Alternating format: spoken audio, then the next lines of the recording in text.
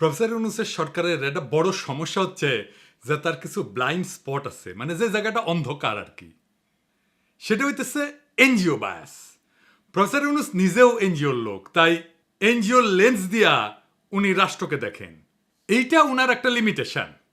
আপনি দেখবেন যতগুলো ডিজাস্টার করছে প্রফেসর ইউনূসের সরকার, তার সবগুলো আসছে এই এনজিও বায়াস থেকে, এনজিও লেন্স দিয়া রাষ্ট্রকে দেখার কারণে। এখন অনেকে কইবেন আপনি আবার প্রফেসর ইউনূস সরকারের সমালোচনা শুরু করলেন কেন? আমি কয়েকটা এপিসোড আগে বলেছিলাম যে প্রফেসর ইউনূস বুঝে হোক না বুঝে হোক, যদি ইন্ডিয়ান লাইন অনুসরণ করেন তাহলে ওনারে তো আমি ধরবো। শুধু আমি না, সারা দেশের মানুষ ধরবে। প্রফেসর ইউনূসের ক্ষমতার উৎস সাধারণ মানুষ। সাধারণ মানুষই উনাকে অকুণ্ঠ সমর্থন দিয়ে ক্ষমতায় রাখছে, কিন্তু এই সমর্থন তো আনকন্ডিশনাল না, শর্ত ছাড়া না। পাবলিকে দিচ্ছে সমর্থন, আর সেই সমর্থনের বলে বলিয়ান হইয়া হারকুলিস হইয়া উনার পররাষ্ট্র মন্ত্রণালয় পাকিস্তানের কাছে 1971-এর গণহত্যার জন্য ক্ষমা চাওয়ার দাবি তোলে। আর সেই নিউজটা যখন মানব জমিনে ছাপা হয়, সেইখানে প্রফেসর ইউনূস আপনার ছবি থাকে। আর বেকুবগুলো জানেই না পাকিস্তান তিনবার আনুষ্ঠানিকভাবে রাষ্ট্রীয়ভাবে বাংলাদেশের কাছে ক্ষমা চাইছে 1971-এর জন্য। একবার পররাষ্ট্র মন্ত্রণালয়ের লেভেলে, আরেকবার প্রাইম মিনিস্টার লেভেলে, আর একবার রাষ্ট্রপতির লেভেলে। মানে আর কয়বার ক্ষমা চাইতে হবে? আর একবার ক্ষমা চাইলে আপনার বা দেশের কি লাভ হবে? হাসিনার বুড়ি বয়সে অর্গাজম হবে, এছাড়া তো আর কোনো অবজেক্টিভ নাই এটা বলার। যাই হোক, এবারে আসি আজকের ইস্যুতে। আজকের ইস্যুটাও খুব গুরুত্বপূর্ণ। নারী বিষয়ক সংস্কার কমিশন তার রিপোর্ট জমা দিছে। তো প্রফেসর ইউনূস সেই রিপোর্টের কিছু অংশ ওনার ফেসবুকে শেয়ার দিচ্ছেন। এটা নিয়ে শুরু হয়েছে নানা সমালোচনা। প্রথমে বলি, এই কমিশন গঠন করা হয়েছিল 18ই নভেম্বর। জাতীয় ঐক্যমত কমিশনের আলাপ শুরু হয়ে গেছে এর মধ্যে, তারপরে এই প্রস্তাব জমা পড়ল। 18ই ফেব্রুয়ারিতে এই রিপোর্ট জমা দেওয়া উচিত ছিল হিসাব অনুযায়ী। তারপরে 2 মাস বেশি লাগাইছেন ওনারা। এই নারী বিষয়ক কমিশনের বিষয়ে প্রফেসর ইউনূসের মনে হয় খুব উচ্ছ্বসিত। ওই যে কইছি না ওনার এনজিও বায়াস আছে, সেই থেকে উনি বলছেন যে কয়টা করে ফেলা যায় তা দ্রুত করে ফেলতে হবে, আর পাঠ্য বইয়ের মতো ছাপায় বিলি করতে হবে। কোনো কমিশন নিয়ে প্রফেসর ইউনূসকে এত উচ্ছ্বাস প্রকাশ করতে দেখেছেন? দেখেন নাই। আপনি তো স্যার পড়েন নাই রিপোর্ট, না পড়ে বিলি করার কথা কইলেন। এটা ছাপায় বিলি করতে গেলে আপনার সরকারের লোকেরা মার খেয়ে ভুট্টো হয়ে যাবে, আগে সাবধান করে দিলাম। একটু সামাল কইরা স্যার। উনারা কামের চাইতে আকামে বেশি পটু। আর 2 নম্বর হচ্ছে উনারা একেবারে বাংলাদেশের সমাজ, রাজনীতি, জনগণ, গণমানুষ এই সম্পর্কে কিছুই জানেন না। আপনি বলবেন এখানে শিরিনাপার মতো মুরব্বী আছেন, তাদেরকে আমি এই কথা বলতে পারি যে পারি স্যার। শিরিনাপা কইলেই সেটা অমৃত হয়ে যায় না। উনারে আমরা কিছু বলি না জাফরুল্লাহ ভাইয়ের সম্মানে, কিন্তু উনি একজন পার ইসলামোফোব মহিলা। আর এই কমিশনে যারা আছেন তাদের বেশিরভাগই তাই। উনাদের মিশন হইতেছে নারীর কান্দে বন্দুক রেখা ইসলাম কোপানির রাজনীতি করা। আপনাকে এক্সাম্পল দিই।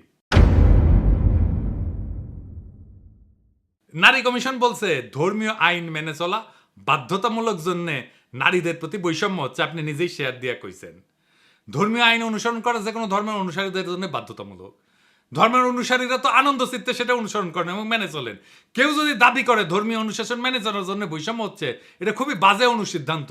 এর অর্থ হচ্ছে ধর্মীয় আইন মানা যাবে না, আর চূড়ান্ত মানে হচ্ছে ধর্ম থেকে দূরে থাকতে হবে। এটাই স্যার বাঙ্গু সেকুলারদের চুলকানি, আর এই চুলকানিকে আপনি প্রমোট করেছেন। এই কমিটি প্রতিনিধিত্বমূলক না, বাংলাদেশের আপামর নারীদের অংশগ্রহণ নাই এই কমিটিতে, যারা সংস্কারের নামে ধর্মীয় আইনের বিরুদ্ধে কৃপান তোলে বাংলাদেশের মানুষ তাদের সংস্কার প্রস্তাব ছুঁড়ে ফেলে দেবে। আবার দেখেন, যৌনকর্মীদের শ্রমিকের মর্যাদা দেওয়ার কথা বলছেন।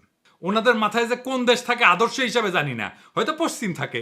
পশ্চিমের চিন্তা, পশ্চিমের প্র্যাকটিস ওনারা চাপাই দিতে চান বাংলাদেশের উপরে, ঝামেলা বাদে সেইখানে। কিন্তু ওনারা তো পশ্চিমের যে ডাইভার্স প্র্যাকটিস সেটা নিয়ে জানেন না, ওনাদের সেই জ্ঞানও নাই।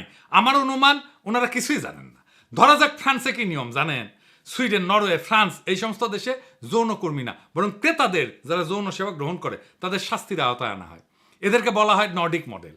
তাহলে বুঝতে পারতেছেন যে পতিতাবৃত্তিকে কিভাবে কোন কায়দায় ট্যাকেল করা হয় পশ্চিমে। আপনি তো অপমানকর, মর্যাদাহানিকর একটা পেশাকে আইনি কাঠামোর মধ্যে এনে বৈধতা দিতে পারেন না। আপনারা পতিতাবৃত্তি তো ইন্ডাস্ট্রি বানাইতে চাইতেছেন, সেখানে টাকা বিনিয়োগ হবে, আর বাংলাদেশের নারীরা সেখানে শ্রমিক হিসেবে কাজ করবে। মানে পতিতাদের অ্যাপয়েন্টমেন্ট লেটার দিবে, পেনশন থাকবে, প্রমোশন হবে, পতিতারা ট্রেড ইউনিয়ন করবে। Are you crazy? মাথা মতো ঠিক আছে আপনাদের? নারীদের সম্মানজনক কর্মসংস্থান করতে হবে, এটা যদি লক্ষ্য হয় তাহলে এমন ব্যবস্থা করেন দক্ষতার যোগ্যতা অনুসারে সকল নারীর কর্মসংস্থানের জন্য বাংলাদেশের পুরুষদের যদি আধা পেটে খায় থাকতে হয় তাহলে সেটাও বাংলাদেশের পুরুষেরা মেনে নেবে। কিন্তু এটা মানবে না, আগুন জ্বালায় দিবে। মাথায় রেখেন, আগুন নিয়ে খেলেন না। এই যে কমিশন, এরা কি নারী নীতি বিষয়টা বুঝে? আসেন সেটা বুঝে দেখি নারী নীতি কেমন হওয়া উচিত। রাষ্ট্রের কাজ হইল সব নাগরিকের জন্য যুক্তিপূর্ণ, কার্যকর এবং ন্যায্য নিয়ম তৈরি করা। মোট কথায় নাগরিকের অধিকার প্রতিষ্ঠা করা। কি অধিকার? লিগ্যাল রাইট, পলিটিক্যাল রাইট আর ইকোনমিক রাইট, এই তিনটা।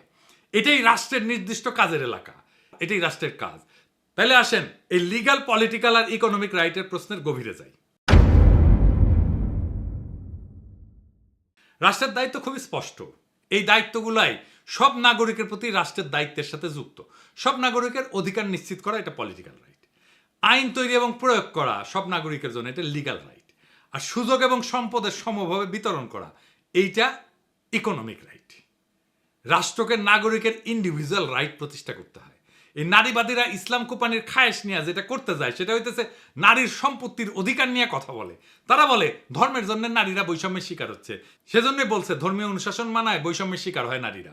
এই বৈষম্য থেকে বাঁচতে বাবার সম্পত্তিতে নারীর সমান অধিকার দরকার। এটা হিন্দু মুসলমান কেউই মানবে না। আচ্ছা বলেন তো, সম্পত্তি তো আমার, সেটা আমি কিভাবে বন্টন করব আমার উত্তরাধিকারের কাছে, সেটা একান্তই আমার ইচ্ছা। এটাকে আইনের ভাষায় বলে উইল। আপনারা শোনেন না উইল করে দিয়ে যায়, বিদেশে দেখেন না বিড়ালের নামে উইল করে দিয়ে যায়। আমার সম্পত্তি আমি যাকে খুশি লিখে দেবো, আমি আমার সন্তানদেরকে না দিয়ে আমি বিড়ালকে দিয়ে যাব। এটা আমার ইচ্ছা, এটা আমার উইল। এইখানে কারো কিছু বলার নাই। রাষ্ট্র দেখবে আমার যেটা ইচ্ছা সেটা বাস্তবায়িত হচ্ছে কিনা, এটাই রাষ্ট্রের অধিকার, এটাই রাষ্ট্রের দায়িত্ব। রাষ্ট্রের বলার কথা না আমি কাকে কতটুকু দেব সম্পত্তি, এইটা রাষ্ট্র ঠিক করে দেবে না। রাষ্ট্র আমার ইচ্ছাকে মর্যাদা দেবে, সেটাই রাষ্ট্রের দায়িত্ব। কিন্তু এই নারীবাদীরা বলে সম্পত্তিকে সমানভাবে ভাগ করে দিতে হবে। আমি যদি আমার মেয়েকে বেশি দিতে চাই, পারবো না? অবশ্যই পারবো। এটাই আমার উইল। আমার ব্যক্তিগত সম্পত্তি আমি কিভাবে আমার উত্তরাধিকারের কাছে দেব, সেটা একান্তই আমার নিজের সিদ্ধান্ত। দুনিয়ার কোনো রাষ্ট্র এটা হাত দেয় না। ইউরোপে কেউ মানবে যদি রাষ্ট্র বলে তুমি তোমার উত্তরাধিকারের মধ্যে এইভাবে বন্টন করে দাও সম্পত্তি? মানবে না। কিন্তু বাংলাদেশের নারীবাদীরা এটা করতে চায়, কারণ এই অসিলায় তারা ইসলাম কোপাইতে পারে। এটা ইসলাম কোপানির ইন্ডিয়ান তরিকা। তো এখন কইতে পারেন দাদা কিছু হলে ইন্ডিয়া ঢুকায় দেয়। জি না ভাই, বুঝাই দিই। আপনারা ভারতে মুসলমানদের ওয়াকফ সম্পত্তি এই মোদি গ্রাস করতে চায়, শুনেছেন না? কিভাবে গ্রাস করতে চায় জানেন? ইউনিভার্সাল সিভিল কোডের নামে। এটা কি? এই ওয়াকফ সম্পত্তি যেটা মসজিদ, মাদ্রাসা, কবরস্থান এই তিনদের জন্য দাঁড় করা হয়, তার পরিমাণ হইতেছে 6 লাখ একরের বেশি ভারতে। এটা মুসলমানদের একটা বিরাট বড় সম্পদ, সামাজিক সম্পদ। এই বিশাল সম্পদের উপর আজ সবচেয়ে বড় হুমকি হয়ে উঠছে তথাকথিত ইউনিফর্ম সিভিল কোড। এর মানে হচ্ছে সব ধর্মের জন্য এক আইন চাই। শুনতে খুব সুন্দর, কিন্তু প্রশ্ন হইলো এই এক আইনের সুতায় তারা কি মুসলমানদের ধর্মীয় দাতব্য প্রতিষ্ঠানগুলোকে দুর্বল করে দিতে চায়? আসলে চায়। হ্যাঁ, ওয়াকফ মানে হচ্ছে স্থায়ী দান। এই সম্পত্তি কেউ বিক্রি করতে পারে না, উত্তরাধিকার দাবি করতে পারে না। এটা গরিব, দুঃখী আর ধর্মীয় কাজে ব্যবহার করা হয়। ইউনিফর্ম সিভিল কোড চালু করে বলা হবে সব দান হবে এক নিয়মে, ধর্মীয় ভিত্তিতে দান না। বোঝা যাচ্ছে না? এর মানে ওয়াকফকে অসাংবিধানিক বলে বন্ধ করার রাস্তা তৈরি করা হচ্ছে। ওয়াকফ বোর্ডকে রাষ্ট্রের নিয়ন্ত্রণে না, মুসলমানদের দানের উপরে সরকার বৈশা পড়বে। এটা শুধু আইন না, এটা একটা অর্থনৈতিক আক্রমণ। মুসলমানদের সবচেয়ে বড় ধর্মীয় এবং জনহিতকর সম্পদ এখন রাজনৈতিক টার্গেট হয়ে গেছে। তাই ইউনিফর্ম সিভিল কোড এইটা মুসলমানদের অধিকার উচ্ছেদের জন্য। ভারতের মুসলমানদের জন্য এই লড়াই শুধু বিশ্বাসের না, এটা অস্তিত্বের লড়াই। এখন এই ইউনিফর্ম সিভিল কোড হচ্ছে হিন্দুত্ববাদী মোদির অস্ত্র, যা দিয়া মুসলমানদের সম্পদ, তার শক্তিকে, তার সমাজকে খর্ব করতে চায়। এই ইউনিভার্সাল সিভিল কোডের বাংলাদেশি ভার্সন হচ্ছে সম্পত্তিতে নারীর সমান অধিকার। এইটা দিয়ে ইসলাম কোপানি যাবে। এইটা ইন্ডিয়ান প্ল্যান। এই যে দেখেন না কুসুখিতি, এটা স্ট্রংলি এগ্রি করেছে, স্ট্রংলি ইংরেজিত কইছে। ইংরেজি যেহেতু কইছে ঠিকই কইছে, তাই না? এবার মিলে যে কুসুখতির টাকা টুকা যে দেয় ওয়াকার, সে ইন্ডিয়ার বাংলাদেশি প্রজেক্টের এক্সটেনশন সন্দেহ আছে। এইভাবে কে কার কইয়া খেলে সেটা ফসাদ কইরা বাইরে হয়ে যায় মাঝে মাঝে। সম্পত্তিতে নারীর সমান অধিকার দিলে কি সমস্যা হবে? আসেন বুঝে দেখি। প্রথম কথা হচ্ছে এটা ধর্মীয় বিধান। যে যার ধর্মের বিধান মানবে। আমি আমার সম্পত্তি কাকে কিভাবে দেবো এটা ব্যক্তির সিভিল লিগ্যাল রাইট। এটা হাত দেওয়ার অধিকার রাষ্ট্রের নাই। ধর্মের বিধানগুলো তো এমনি এমনি আসে নাই, এর পিছনে যা লজিক সেটা আমি যাব না। এটা ধর্মীয় নেতারা ব্যাখ্যা করবেন। আমি আমাদের সোশ্যাল ফেব্রিকের আলাপ করব, যা হাজার হাজার শতাব্দীর ভিতর দিয়ে গড়ে উঠছে। সেই সোশ্যাল ফেব্রিক নষ্ট হয়ে যাবে। কি সেটা? সেটা ভয়ঙ্কর একটা বিষয় হবে। বোন ভাইয়ের চাইতে ধর্মীয় বিধান অনুসারে পিতার সম্পত্তি কম পায়, এটা অঙ্কের হিসাব। কিন্তু সেই কম পাওয়াটা বহুগুণে বাইরে যায় একটা সামাজিক ঘটনায়, একটা সোশ্যাল ইঞ্জিনিয়ারিংয়ে। আমাদের সমাজে মায়ের পরে একজন ছেলের কাছে সবচেয়ে মূল্যবান সম্পর্কটা কোনটা? কোনটা? মামা। 2 বার মা ডেকে আমরা এই মামার সম্পর্কটা তৈরি করি। আমি যে আবদার এমনকি মায়ের কাছেও করতে পারি না, সেই আবদার আমাদের কালচারে মামার কাছে করতে পারি। মামার বাড়ির আবদার এটা বলি না, এটা কি মামার বাড়ি পাইছো এটা বলি না। এটা কেমনে আসে? ওই সোশ্যাল ইঞ্জিনিয়ারিং এর জন্য যেই অতিরিক্ত সম্পত্তি পায় মামা, তার কারণে এমন একটা মধুর কেমিস্ট্রি মামার উপরে পড়ে যে মামার সম্পত্তির উপরে, মামার বাড়ির উপরে ভাগনার একটা আলাদা অধিকার জন্মায়। সামাজিক অধিকার, ভালোবাসার অধিকার। ওই যে বলে না, তাই তাই তাই মামার বাড়ি যায়, মামা দিল দুধ ভাত দুয়ারে বসে খাই। তারপরে ওই যে আই ছেলেরা আই মেয়েরা ফুল তুলিতে যায়, ফুলের মালা গলায় দিয়ে মামার বাড়ি যায়। মামার বাড়ি মধুর হারি, মামা ভাগ্নে যেখানে আপদ নাই সেখানে। এই যে মামার ভাগ্নের কেমিস্ট্রি আমাদের সমাজে এটা আর কোথাও পাবেন না। কাকার সাথে এই কেমিস্ট্রি হয় না কেন? কারণ ওই ধর্মের অনুশাসন শুধু সম্পত্তির অধিকার ঠিক করে দেয় নাই, সেটার সাথে সোশ্যাল ইঞ্জিনিয়ারিং করে দিচ্ছে যেন বোনের ছেলে মেয়ের মামার উপর এক স্নেহের, ভালোবাসার, নির্ভরতার একটা সম্পর্ক তৈরি হয়। এই নারীবাদীরা সেটাও ভেঙ্গে দিবে। আপনি দেখছেন এরা এতটাই নির্বোধ যারা 1000 বছর ধরে গড়ে ওঠা একটা সমাজকে মুহূর্তের মধ্যে কলমের খোঁচায় ধ্বংস করে দিতে চায়। এতই নির্বোধ এরা। প্রফেসর ইউনূস মাঝে মাঝে ভুলে যান উনি কোথায় থেকে ক্ষমতা পেয়েছেন, ওনার ক্ষমতার উৎস কি। আমরা এটা ওনাকে মনে করে দিতে চাই। উনার ক্ষমতার উৎস বাংলাদেশের আপামর জনগণ। এই আপামর জনগণই প্রফেসর ইউনূসের সরকারকে ক্ষমতায় রাখছে। প্রফেসর ইউনূসের ক্ষমতার উৎস মানুষ, এটা যতক্ষণ পর্যন্ত মনে রাখবেন ততক্ষণ পর্যন্ত প্রফেসর ইউনূস শক্তিশালী। সাধারণ মানুষ উনার পিছন থেকে সরে গেলে উনি শক্তিহীন। ওনাকে উষ্টা দেওয়ার জন্য অনেকে মুখায় আছে, ইন্ডিয়া মুখায় আছে, ওয়াকার মুখায় আছে, বিএনপি মুখায় আছে, আওয়ামী লীগ মুখায় আছে।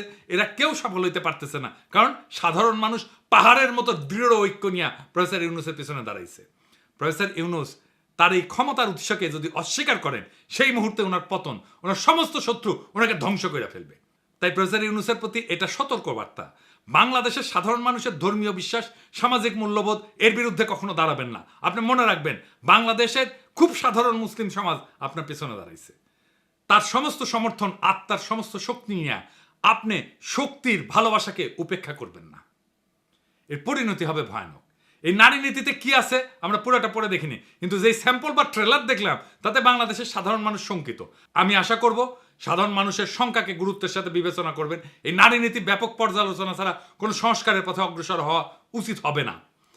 প্রফেসর ইউনূস, আপনি যদি এই জাতির উপরে ভর কইরা এই দেশের মানুষকে পেছনে রেখে হঠাৎ করে এমন কিছু চাপায় দেন যা এই সমাজ চেনে না, মানে না, বিশ্বাস করে না, তাহলে এই জাতি কিন্তু একসময় আপনাকে প্রশ্ন করবে। আপনার শক্তি কিন্তু বিদেশি মিডিয়া না বা ডোনাররা না, আপনার শক্তি এদেশের আপামর জনগণ, মুসলমান, তাদের সন্তান, যাদের হৃদয়ে আপনার উপরে এখনো বিশ্বাস আছে। আপনি যদি সেই বিশ্বাস ভেঙে ফেলেন, যদি ধর্মীয় বিশ্বাস, সামাজিক মূল্যবোধ, পারিবারিক কাঠামোকে না বুঝে বিদেশি এনজিওর ফর্মুলা দিয়া রাষ্ট্র চালাইতে যান, তাহলে আপনি টিকবেন না। কারণ এই দেশ কোনো ল্যাবরেটরি না, এই জাতি গিনিপিগ না। এই জাতি 24-এর বর্ষা বিপ্লবের রক্তে দাঁড়ানো, ইসলামের শেকড়ে বাঁধা, সামাজিক পারিবারিক বন্ধনে গড়া জাতি। এটাই আপনার ক্ষমতার আর বৈধতার উৎস। আপনি যদি এই জাতিকে এনজিও বানাইতে চান, তাহলে এই জাতি আপনাকে রাজনীতির ইতিহাসে একটা দুঃখজনক ব্যর্থতা হিসেবে মনে রাখবে। এখনো সময় আছে। সাধারণ মানুষের ভাষা বোঝেন, ধর্মের প্রতি তাদের আবেগ বুঝেন, এই মাটির গন্ধ বুঝেন। না বুঝলে আপনি থাকবেন হয়তো পদে, কিন্তু মানুষের হৃদয়ে থাকবেন না। মনে রাখবেন এই জাতি অনেক ধৈর্য ধরে, কিন্তু একবার যদি জায়গা ওঠে ফাগুনের আগুনের মতো ছড়ায় পড়ে, সেই আগুন কিন্তু কারো ক্ষমতা দেখে না, পদ দেখে না, অতীত দেখে না, ইতিহাস দেখে। ইতিহাসের এক সময়ের মহানায়কের স্মৃতি বিজড়িত বাসভবন মুহূর্তেই গুড়ায় দেয় প্রবল ঘৃণায়। তাই সতর্ক হন, সংলগ্ন হন, এবং সবচেয়ে বড় কথা, মানুষের কথা শোনেন, আমাদের কথা শোনেন। আপনার ক্ষমতার আসল মালিক তারাই। ইনকিলাব জিন্দাবাদ।